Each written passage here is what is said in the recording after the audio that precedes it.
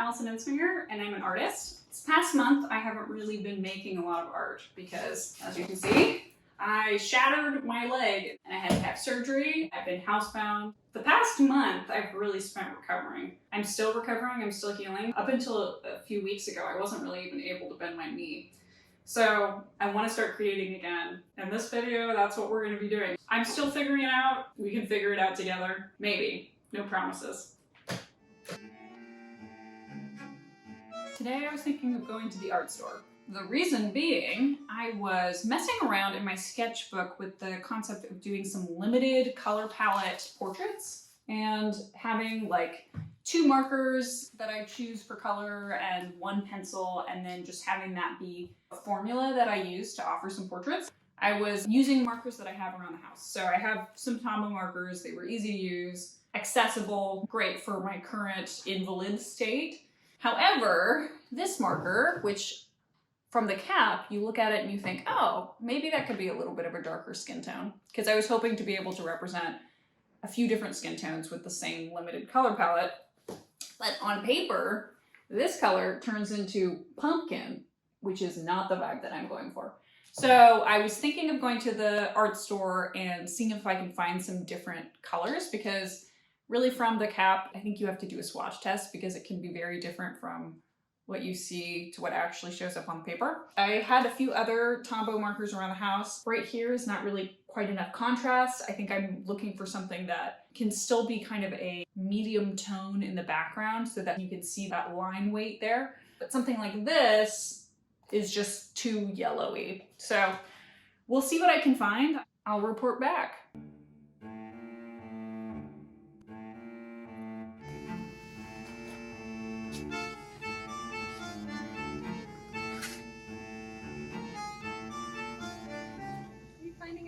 Okay. Can I test a few of the pens on my sketchbook just to see what the swatches are? Yeah, for sure. Do you need a basket or anything too?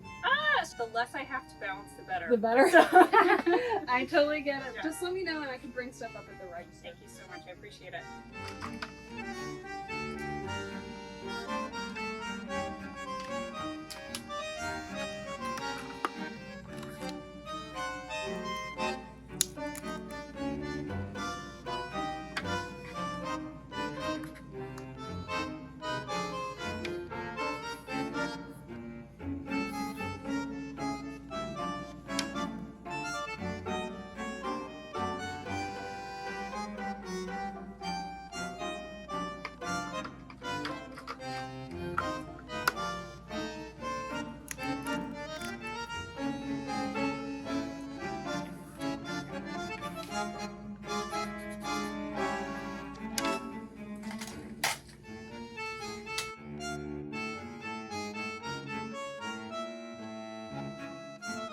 Hello. It's been a long time for me and no time for you. This is Miles. I don't know if you've officially met yet. I think when I last left off, I was going to the art store to get some Tombow pens. I told you I would give you an update. I never did. But I'm back. I do have some updates. I did notice that it was really hard for me to make art since the last time that I filmed. First off, I did have some setbacks in terms of my injury. I've done some reflecting and I've been realizing how important my mental and emotional energy is in terms of creating artwork. So I had to take a little bit of a step back. During that time, I did end up finding a new creative outlet that I have really been enjoying: knitting. I have become obsessed. I started off with making some hats. The pattern that I used is a free pattern called the Classic Cuffed Hat. First hat I used, this yarn, and the color is called Fresh Pickle. I'm not sure how much that you could see, but first one that I knit came out pretty tight. I think that is just due to my beginner death grip, but I think that came out in blocking. The person who I gave it to said it fit them well. And then the second hat that I knit up was also that same pattern, and I ended up adding, I think, 8 stitches to the cast on. I want to say maybe it was like a 1/2 inch to the crown. I ended up knitting to almost the very end of the ball that I was using. So I cannot show you the color that I used for that. Maybe I'll insert a picture, perhaps. I think the people who got them were really happy with them. So hopefully they're keeping their little heads warm as we speak. And then the next thing that I knit was my first garment. called the Anytime Tank. It is by the pattern maker called Camel Knits.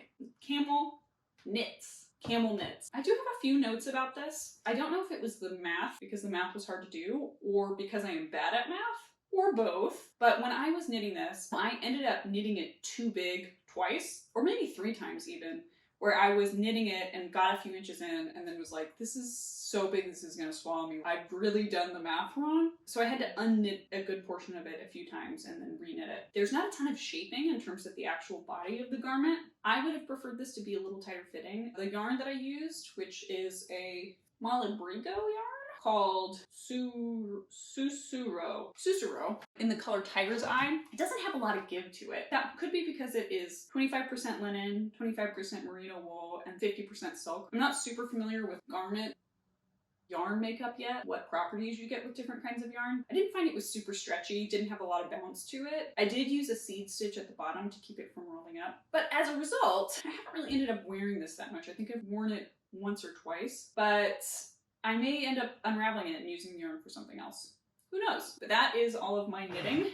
I think it's given me kind of a creative refresh. With that being said, I did want to go ahead and show you some of the sketching work that I had done. It was right after my surgery. I was looking through it and it just made me feel some kind of way. So I thought I would share it with y'all.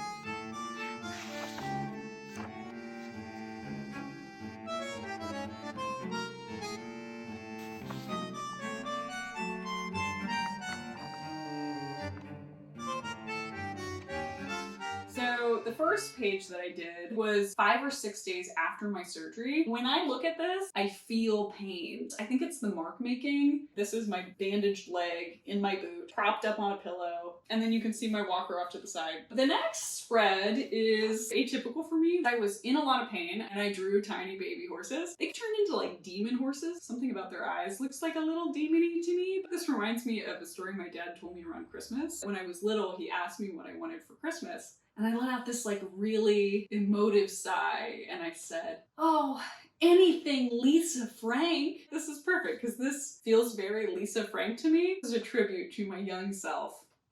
My cousin brought over her daughter. I did like a 5-second portrait of her and then her dad going to work and then Mickey Mouse eating, I think it was chicken nuggets.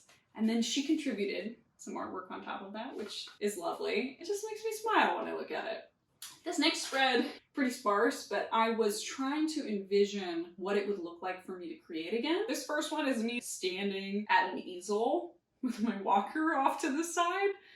I have not done this yet. I have not stood by an easel and painted anything. I was dreaming. The second one in the middle, I think it was supposed to be me arranging some flowers. I do like to arrange flowers. But what really stands out to me is like my over it glare that's coming out of this page. That person looks like they're in so much pain, but I'm in my wheelchair with my boot. And then this is the one that was most realistic, which is me sitting with my leg propped up, drawing in my sketchbook. There's not a ton on this page. That's where I was at. This one actually turned out to be my favorite spread of the bunch. It's actually a study of a painting called Sick Girl. I just always loved this painting. I connected to it even before this injury, and then after this injury, when I was stuck immobile at home, it just hit me right here. Fancy old-timey wheelchair. I love Sick Girl. I always have, I always will.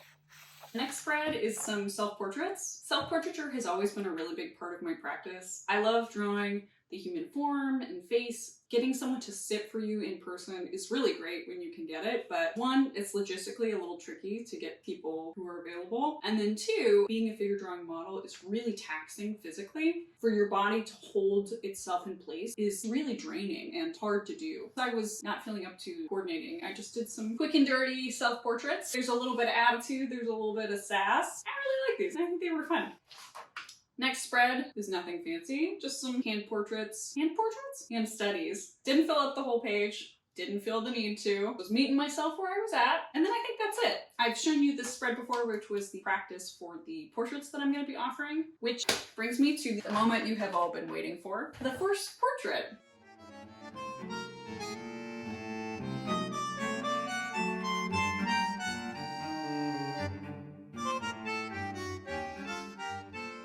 so happy with how this turned out. I know I was telling you guys that I was a little worried about how the Tombow marker would represent different skin tones. On camera, I do think that the individual marks for the skin tones are thrown into higher contrast, but in person, I think it looks really nice. I know these two people, they have super vibrant personalities, and I think I captured a little bit of that spark here. So I'm really thrilled. I'm going to be sending this off soon. I've got it taped to some cardboard just so that it won't get bent. I'm going to put it in like a little sleeve and get it all ready to ship out in the mail. But I wanted to show it to you guys first. If you're interested in a portrait like this, I think I'm going to have 3 slots available to start off with just to see how it goes, see what people's interest is. There will be the option for a single person or a pair together. I'll have the links below. This injury is not going away anytime soon, and I'm still figuring out how to do art, I guess knitting too. So if you're interested in that, stick around. I'll be back.